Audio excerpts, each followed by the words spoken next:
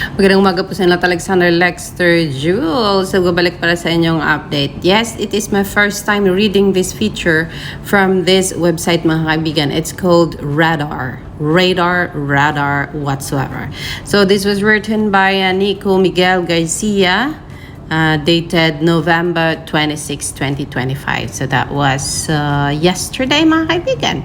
So, ang sabi dito, Roja cast members from left, Echarri, Donny Pangilinan, and Maymay Entrata answers questions from Radar Entertainment and other select media photographs by Netflix and ABS-CBN. So dito tayo. The trio named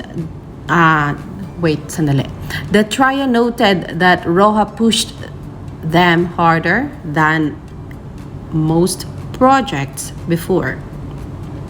For Maymay Entrata, Donny Pangilinan, and Kyle Echarri starring in Roja, ABS-CBN, and Dreamscape project, the newest action drama is now streaming, syempre, sa Netflix, and it is, they said, is a bold leap into unfamiliar territory, stepping far beyond the rom-coms, di ba? Kasi usual naman, rom-coms tayo. Tapos ito ngayon, action drama na may konting kiliti, syempre. They've long been known for. So, diba? Ang alam lang natin, rom-coms, okay, kiliti, ayun, masaya na tayo doon. But then, this action drama ay talagang kahit ganito siya ka-intense, ay may tawag dito, something na nakaka-intriga sa atin and yung nakaka-hook sa atin kaya gusto nating panoorin ang next episode kasi napaka-fast ng paces at yung mga patrobak nila ay parang every episode ay meron silang patrobak. So talagang ma-intriga ka. Ano kayo nangyari doon? O diba? So set in the picture's key. Fictional apply Roja Resort or Roja follows Liam, the head chef and son of the resort's owner, and Olsen, its security guard. Liam's discovery of his father's affair, along with his accusation of Olsen's complicity in escorting him, severely damaged their friendship. Caught in the crossfire in their friendship, Luna, Maymay, a sous chef, grew up in the resort. It's everything changes one night when an armed group storms the resort and takes hostages. Liam and Olsen are forced to set aside their differences and join forces with Luna to save their loved ones.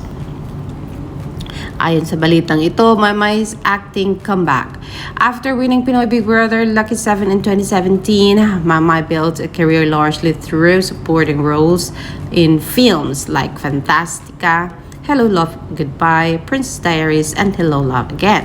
She also appeared in La Luna Sangre, Click Like Share, and Maalala Mo Kaya for much of the pandemic, and the years before it, she took a break from acting to focus on her personal life and music. With Roja, Maymay is staging a comeback and in her first major lead role at that. Sa lahat ng characters na ginawa ko, ito daw ang pinakaiba. Ang mga character ko either magnanakaw or nagpapatawa, she told Radar Entertainment and other select media in a round table. And aside from the trio, Roja assembles a powerhouse cast. Preparing for Luna required emotional depth and physical stamina. Maymay underwent acting workshops, action training, and strict workouts that included daily jogging. Kaya pala nakikita natin siyang nag-jogging. Kahit mahirap siya, she said, sobrang na-enjoy ko siya dahil pangarap kong role talaga itong sa action genre. Donny, best known as one half of Don Bell, has made a name through Love is Colorblind and Inconvenient Love, He is Into Her, and Can't Buy My Love. Roja serves as his action genre debut. Grabe talaga yung pinagdaanan ko, sabi niya, to come from characters I used to play before where you are every charming, where it looks like you are very well bought, and then put together for the most part, that's not my focus. Now, I'm not thinking, how do I get with this girl? Paano ako magpapa-impress dito? Paano ko siya liligawan? Ang iniisip ko talaga, paano tayo mabubuhay dito? Ay! Peligawang mangyayari. Kyle threw his doubled in action through the Ironheart, Pamilya Sagrado, and the ride is best known for his role. And yes, 7 Sundays, silly red shoes, 100 out para kay Stella, On the Wings of Love, Kadilang Ginto, and Senior High. Ang dami palang movie na nitong si Olsen, mga kaibigan. As Olsen, he had 2 revisit his action know-how while unpacking a character full of contradictions. He has his flaws, parang may hero complex, yung character ko dito, he said, and viewers are going to learn a lot from my character.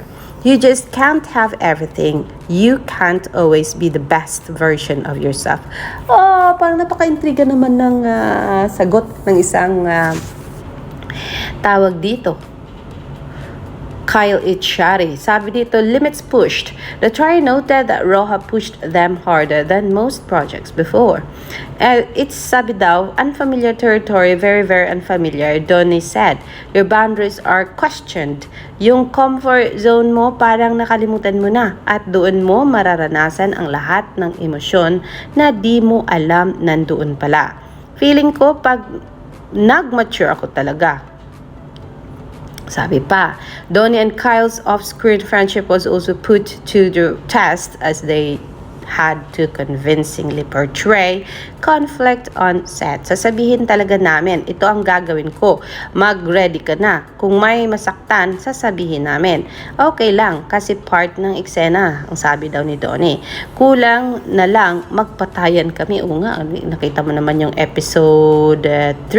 Talagang sakitan kung sakitan. Kyle added, we are able to turn that switch on and off very easily. Pag kailangan ng push and pull, kunwari, tol, ibigay mo to sa akin para mag-react ako. Ganito ang vice versa. Maymay watching them off camera had a memorable highlight of the tension. Nagmumurahan sila, much to everyone's laughter. Sabi pa dito, despite the challenges, the trio embraced them in the name of elevating their craft. We collaborated on how we're going to do this in a way that, well, looks like it's really real, but without ruining what we have in real life. Donny said, it's been a ride so far. So, for Kyle, acting demands openness. Ang sabi pa, one of the coolest and biggest blessings of our jobs is that every day at the office is something new. Makaka-inspire kami ng tao. No matter what story you're telling, may mapupulot ang tao. Maymay, meanwhile, reflected on the long path to growth. Alam ko sa sarili kong wala pa akong enough knowledge, she said. Naniniwala ako na in order for you to have a good show, you have to make sure that you have good acting skills. Di siya something you can learn overnight. You really have to invest effort. Galing naman sagot ni Maymay doon. The show also assembles a powerhouse cast: Janice Duboulin, Joel Torre, Raymond Baguetsing, Lorna Tolentino, Yasi Prasman, Nico Valdez, Chris Villanueva, Freddie Webb, Sandy Andolong, Robert Senior, Levi Ignacio, Ruby, Mark Abaya, and Bernard Palanca. They're joined by rising stars Zia Grace, Emilio Diaz, Cameron Tenola, Ace Bonifacio, Harvey Bautista, and Iniego Jose, as well as Inta Magnaye, Vanji Castillo, Sophie Reyes, Ricky May Davao, Rance Rufol, Michael Rivera, Lou Llano, Floyd Tena, Ravin Molina, and Chelo Marquez. Lawrence Fajardo, Andy Ronay, Raymond Ocampo, and Rick Navarro direct Roja, which has a slated run of 80 episodes. It also airs in Kapamilya Channel, Kapamilya Online Live, A to Z, and TV5. So this is my first time reading a feature from Radar, mga kaibigan, and I would say napakaganda ng write-up. Andito ko lang narinig yung mga sinabi ni Donny and Maymay when they said, hindi ko alam kung paano liligawan, hindi ko alam na meron palang ganun, mga kaibigan. If you want to hear it again, ang sabi nito ni Donny.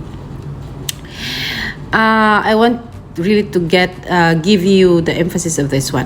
To come from characters I used to play before, where you're very charming, where it looks like you're very well put together for the most part. That's not my focus now. I'm not thinking, sabi daw niya, how do I get with this girl? Paano ako magpapa-impress dito? Paano ko siya liligawan? Ang iniisip ko talaga, paano tayo mabubuhay dito? So wala na yung mga ganong klaseng tawag dito, isipan sa isip ni Donny, kasi usually kasi yung mga ginagawa niya ay rom-com syempre, but then dito ang focus niya, paano makasurvive, mabubuhay pa ba ako dito or papatay na ba ang character ko dito, parang ganon. So it's kind of something like that. Ang kinasaya ko, ang ikinagagala kong marinig ay sinabi ng isang Maymay Entrata, kasi cute na cute ako. Yung sinasabi niyang, nasaan na ba yun, Maymay? Hindi ko mahanap na yata. Meron yun eh. May sinabi si Marydale na nakyutan din ako, mga kaibigan. Ooh, sorry about that. Yung araw-araw siyang nag-jogging. Kahit mahirap siya, sobrang na-enjoy ko siya dahil pangarap kong role talaga, tong action genre. So, araw-araw pala ang jogging niya, may training na ginagawa siya, at malala talaga ang action drama serye na ito. Kasi sabi niya, hindi siya nali-learn overnight. O, diba? Ang cute ng sagot ni Maymay dito. And kailangan niyang mag-invest talaga ng more time on learning, syempre, yung character niya dito sa La Playa Roja. So, thank you so much on that one, Radar. At talagang I'm so amazed how you arrange the sequence ng pagkasulat mo. Kaya, eto, at in-feature na kita dito para masaya ang lahat. O, diba? So, yes, mga kaibigan, there is one thing here. This is what delusional Donbell fans called green flag. Something is so off sa lalaking to. Just because that's what your friends wanted to choose, yun din pipiliin mo. Diba, knowing nakasama sa choices mo, kasama sa choices ka-love team mo. I don't like Belle, most especially this guy's attitude. Kasi panoorin natin to, guys. Or Maris Racal. 3, 2, 1, go! Maris Racal! Hindi sumabay sa laro! Hindi na makasabay sa laro! Let's start I think better yan ang panalo nito. Huwag ka nang magalit sa akin, ha? Maris Racal!